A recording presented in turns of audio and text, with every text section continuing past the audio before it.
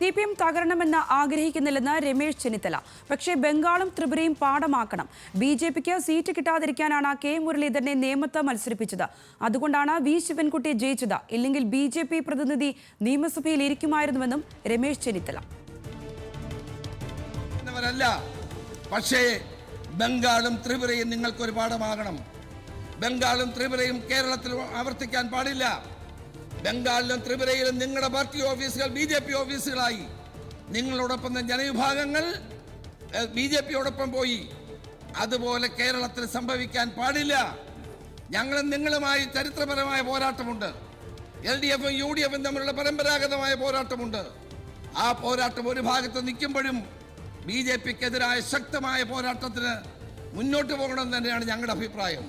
ഇവിടെ BJPക്ക് ഒരു സീറ്റ് ഉണ്ടാകരുത് എന്ന് കണ്ടുകൊണ്ടാണ് നേമത്ത് കെ മുരളീധരന് എന്ന ഞങ്ങളുടെ മുൻ KPCC പ്രസിഡന്റിനെ മത്സരിപ്പിക്കാനുള്ള ധീരമായ തീരുമാനം ഞങ്ങൾ എടുത്തത്. അതുകൊണ്ട് ഞങ്ങളവിടെ അങ്ങനെ മത്സരിച്ചത് കൊണ്ടാണ് ശിവൻകുട്ടി നിയമസഭയിൽ വന്നത്. ഇല്ലായിരുന്നെങ്കിൽ BJPയുടെ ഒരു MLA ഇവിടെ വന്നിരിക്കുമായിരുന്നു. സർ, ഞങ്ങളെ സംബന്ധിച്ചിടത്തോളം ഞങ്ങളുടെ രാഷ്ട്രീയ നിലപാട് വളരെ വ്യക്തമാണ്.